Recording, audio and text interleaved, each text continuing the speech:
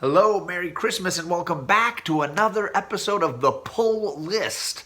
We're looking at the books that I'm picking up every single week, breaking down those DC, Marvel, and indie books so that you know some of the hot things coming out next week at your local comic shop. If that sounds good to you, stick around and watch this video.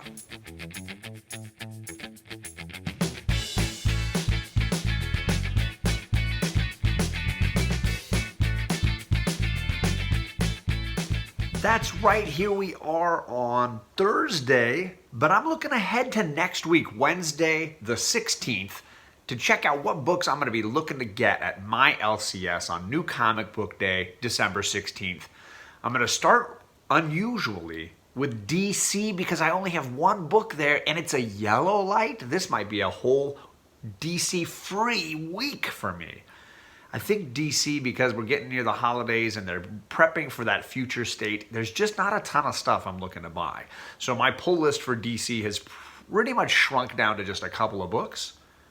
That means I've only got one yellow light for you this week. It's going to be another one of those DC Dark Multiverse issues where they look at classic DC events, but then they reshape them through the lens of the Dark Multiverse. This is going to be the Crisis on Infinite Earths, which is a classic storyline. Great original read. So now they're going to put it through that lens of the Dark Multiverse. I haven't been reading these, but I got a ton of buddies telling me they've been great. They did the Flashpoint one, I think, a week ago or 2 weeks ago, and now here we are, Crisis on Infinite Earths, which might be one of their greatest events ever. So for those huge hardcore DC fans, this might be a book that you really want to check out, especially if you're a fan of that event. For me, this is getting a yellow light. I don't even necessarily think there's any variants I've seen for this. It's just a cover A. So yeah, if you're into it, that might be your book. So I'm going to close the door on DC. I'm going to go over to my favorite company these days, which is definitely Marvel. I am a Marvel guy first and foremost. So let's see what Marvel's got. Over at Marvel, I got two guaranteed green light pickups, and of course they're Hickman related. I'm going to get X-Force. This is issue 15. Dude, I dig this Omega Red cover. This is cool. Beast, Wolverine, and Omega Red right there on the cover. It sounds like an important evolution in the character of Omega Red. He's got some secrets he's been hiding, and the interrogation of Omega Red is going to be a big deal. I'm totally looking forward to this. X-Force has been a great read. Action-packed. Great characters. I went back and got all the back issues because I've just been really loving this storyline. So I'm definitely all in on that X-Force 15. The other one is New Mutants 14. I have not been as big a fan of New Mutants, but I promised I would give every every Hickman-related book at least one issue post Ten of Swords, just to kind of see if I like the characters and where they're going. So this is my New Mutants. I'm giving this one try. If they can't hook me with this issue 14, then I'm probably just going to skip it, and it's going to be one of the sort of holes in my Hickman universe enjoyment. This cover, it's solid. Nothing I really loved, but I do like the writer is Vita Ayala, and she is awesome. She did some Supergirl stuff that my girls loved. I met her at WonderCon. She was super nice. And then Rod Rice is the artist. He's very talented, so I'm kind of interested in seeing where this all goes. So yeah, I'm hopeful, but we will see. I haven't loved the New Mutant stuff so far, but hopefully this one's a good one. Now onto my yellow light. There's a bunch of King in Black related stuff, and the first one is Immortal Hulk King in Black 1. This is not part of the Immortal Hulk run. It's a separate story showing you what Hulk was doing during King in Black. And I want to say there's more than one issue. There might be several in this saga. Still written by Al Ewing. It's still that same, creative mind behind it.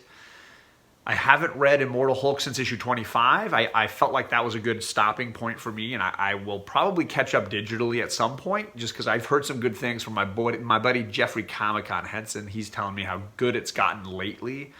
So I might take a look at it, but it's probably going to be a pass for me on this one. I'm not going to get all the tie-ins for King in Black. That brings me to the red light book. My red light book is Black Cat #1. Which I know you're thinking like, hey, didn't they just do a Black Cat #1 recently? Yes, they did. And now they're doing another Black Cat #1 for King in Black, because apparently we need a Black Cat King in Black tie-in. This is stupid in my opinion. I didn't even want Black Cat the last time they did it. I don't know that I want a tie-in for King in Black. This is just ridiculous. She goes on a heist and it all goes wrong because of the King in Black's invasion. I just don't care. I don't really like the character, firstly, and now like throw it into as a tie-in. This is a hard pass for me. I'm not interested. Of course, there's a ton of covers because sexy woman on a cover sells books. I think it's ridiculous. Although the Scotty Young is pretty funny. Always love a good Scotty Young cover. I have no interest in this at all. It's a hard pass for me on that one. Sorry, guys. And that's it over at Marvel. Marvel, DC, done. That leaves indies, and I got a bunch. So let's get over there. I'm going to start us off at Boom Studios because they've got 2 books I'm green lighting for sure. We got Once and Future issue 14. I just dig this. I love Once and Future. I love the variant covers that they do with all the great artwork. Last week the last time it was my cover of the week when they had that cool Lady in the Lake cover. But the story's been really cool. I love Grandma and her machine guns and the British jokes and all that kind of stuff. I've just really been digging it. The variant for this issue is just fire. I really dig it. So I had to search around and find it. So I think this is the correct one. It's just been a lot of fun. The Once and Future is great. I really do think it's one of Boom Studios' best books. Yeah, right there with Something's Killing the Children. So definitely picking that one up. The other Boom Studios book is We Only Find Them When They're Dead, issue 4. And I gotta say, it's been getting better and better each time. I didn't love issue 1, but I loved the art. I liked issue 2, the art stayed really good. Issue 3 was my favorite, so I'm hoping that they're going in this great trajectory and that this is gonna be another great issue. The story of, a sort of mining dead gods in outer space for their parts and then journeying to the land where the gods come from to find them when they're still alive. This is cool. I dig this concept. I dig the team that's working on it, and I'm hopeful that this will continue to be a cool book. So issue 4 is dropping. I try to get the Virgin blanks that Boom Studios drops, so that's probably going to be the cover I'm going for. So there's my 2 Boom Studios books. Next, we've got some books coming from Aftershock. We Live, issue 3. And I've been digging this book a bunch. This is one of the first Aftershock books I've been getting as like on my pull list and really digging it. I thought issue 2 was even better than issue 1. I dig this land. They took some huge risks. They're killing characters like crazy. This environment is really original. So I'm definitely excited to see where this goes. Issue 3 is dropping, and I definitely am getting one of these. The other one is Miskatonic, issue 2. And I would give issue 1 probably a B-, like an 8 out of 10. I liked it a bunch. So I'm going to glance at issue 2. It's a yellow light for me. Miskatonic, this detective in the J. Edgar Hoover era who travels to a town where there's some very dark things going on. I like the concept. I like the character. The artwork wasn't as good as I wanted, and the editing or whatever, the pacing was a little choppy. So I will look at issue 2. It's a yellow light for me, but I have hope that maybe it'll be something that could kind of just like We Live or We Only Find Them When They're Dead, something that'll just keep getting better and better. So I'm curious about issue 2 of Miskatonic. And that's it at Aftershock. Now we've got an Image #1, and I don't know the team behind it. It's called Post Americana issue 1. It has to do with the bunker that the government has set aside for like the most important people that should survive a catastrophic event. You know, the president and, whatever group of people the government decides we need if we were going to rebuild society. Well, we have had an apocalypse. And the people that survived in the bunker were not necessarily the ones that were supposed to. The president didn't make it, things like that. And the new society is taking a dark turn.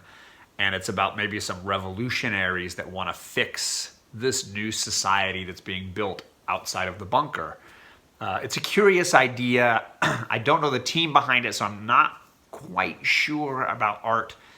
So I'm going to peek at this one and see if it's worthy of being on the pull list. So I wanted to highlight it because Image #1s are always worth taken a look, if nothing else. So that's Post Americana, issue number 1. That leaves one more book, and this is from Ahoy Comics, and I'm mentioning it because I loved the first story so much. It was hilarious and really well done. We are getting the second story arc in Second Coming. I thought this was hilarious. I know that a lot of people were like, maybe I don't want the religion side of it or the social justice side of it. It was really a creative way to tell a superhero story mixed with faith. And I thought it was really highlighting how far astray sometimes we go when holding up certain beliefs. It was interesting to see characters look at humanity from very different perspectives. I loved the devil character. He was used really, really well. And I'm curious what this means for the story, because it kind of wrapped up, but then it hinted at this idea of the, what was it called? Only begotten son. The idea that there might be a superhero son. Fatherhood could change our lead superhero character, right? So I'm probably going to snag issue 1 and just see how it starts off. I might continue to read it in trade, but I really did enjoy the first arc, and I kind of want to reward these writers with my money and put my money where it belongs, which is with talented people, right? So yeah, Ahoy Comics, issue number 1 of Second Coming, Only Begotten Son. That wraps it up for me, folks. Those are all of my picks. Marvel, DC, Indies. I got 2 Marvels, no DC, 4 Indies, and a bunch of yellow lights kind of scattered through there. As always, I love your comments. You guys are the best commenters around, leaving me your comments about what you're picking up, what you like that's on the pull list, what you're missing from the pull list. You let me know. This is part of Tag Team Thursday. Rod, just a Rican and His Comics, was on at 6:30 Eastern. I'm 6:45, and then Old Wolf is 7 o'clock Eastern. If you want to be part of Tag Team Thursday, let us know. Rod is kicking this off every single week, and he is the champ here on Tag Team Thursday, so he's the guy to check with, and we want more of you in this community to build this fun Tag Team Thursday block. Thank you all for hanging around. Click that link and check out Old Wolf 65 next on Tag Team Thursday, and I'll see you back here for another pull list next week.